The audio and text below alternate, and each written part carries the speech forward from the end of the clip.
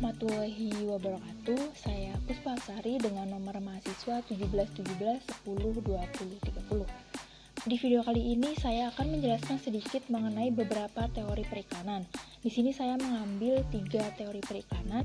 Yang pertama adalah teori ATR, yang kedua adalah teori Elaborated Likelihood Model, dan yang ketiga adalah teori disonansi kognitif. Yang pertama adalah teori ATR. ATR ini adalah kependekan dari Awareness, Trial, dan Reinforcement.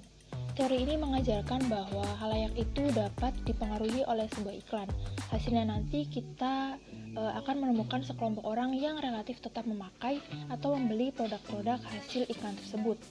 Nah, untuk mendapatkan kelompok yang menggunakan produk atau jasa secara tetap, harus dilakukan teknik penyampaian pesan yang disebut ATR atau Awareness, Trial, dan Reinforcement. Nah, upaya yang dilakukan yang pertama itu adalah awareness, yaitu menggugah kesadaran halayak bahwa produk yang diinginkan itu ada di sekeliling mereka. Yang kedua adalah trial, yaitu setelah menggunakan kesadaran, setiap iklan harus kuat mempengaruhi halayak, terutama di segi konotatifnya, sehingga halayak langsung mencoba atau trial proses yang ditunjukkan menurut iklan tersebut.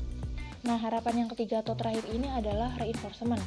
Proses ini meneguhkan atau mengukuhkan iklan yang ditampilkan harus mempunyai kekuatan peneguh sikap tertentu atau sikap positif terhadap produk. Nah, contoh dari iklan yang mengandung teori ini adalah iklan air mineral, di mana terdapat air mineral dengan merek Aqua yang sudah sangat familiar sekali, sampai-sampai semua jenis air mineral itu disebut Aqua. Nah, dengan adanya iklan air mineral yang di dalamnya terdapat teori ATR ini, salah satunya adalah iklan Le Mineral yang mempunyai tagline "Ada manis-manisnya". Nah, tagline inilah yang membuat beberapa halayak mulai meliriknya. Lalu ada teori yang kedua, yaitu teori Elaborated Likelihood Model. Nah, teori ini tuh menjelaskan berbagai cara orang dalam mengevaluasi informasi yang diterima. Ada 2 cara yang digunakan berdasarkan kemampuan dan motivasi memproses informasi, yaitu rute sentral dan rute periferal. Pertama adalah rute sentral. Rute sentral ini merupakan teknik yang digunakan halayak yang kritis terhadap pesan-pesan yang persuasif.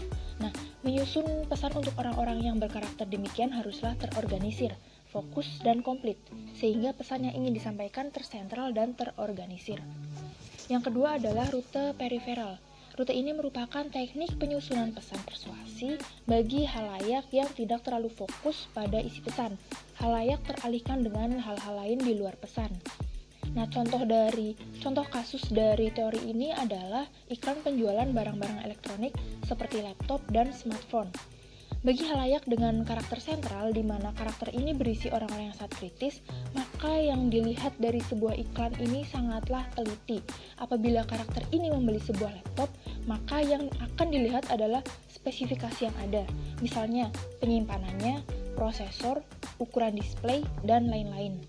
Sebaliknya, halayak dengan karakter periferal lebih melihat laptop di bagian luarnya, misalnya warna, apakah warnanya cantik, ataukah warnanya terang, atau warnanya gelap, dan model yang sedang ngetren, seperti itu.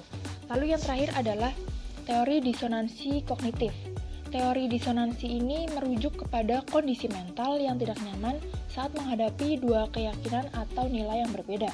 Nah, dalam teori ini berpusat bagaimana seseorang berusaha untuk mendapatkan konsistensi dan kesesuaian dalam sikap dan perilaku mereka. Dalam ranah persuasif, pengiklan harus mampu mengurangi disonansi-disonansi yang dialami halayak. Nah, contoh dari teori ini adalah orang yang merokok. Nah, sebenarnya orang tersebut ini mengerti bahwa rokok itu dapat merusak kesehatan, tapi orang ini juga tidak dapat menghindari karena sudah terlanjur kecanduan. Nah, dalam keadaan seperti ini, orang tersebut pasti akan merasa galau. Peran iklan rokok di sini adalah untuk menurunkan rasa galau tersebut. Bagaimana merancang sebuah iklan untuk bisa meminimalisir kegalauan yang dialami oleh orang itu. Itu tadi adalah sedikit materi mengenai teori-teori periklanan. Semoga dengan teori yang saya sampaikan ini bisa bermanfaat untuk kita semua. Demikian video saya. Terima kasih telah menonton. Assalamualaikum warahmatullahi wabarakatuh.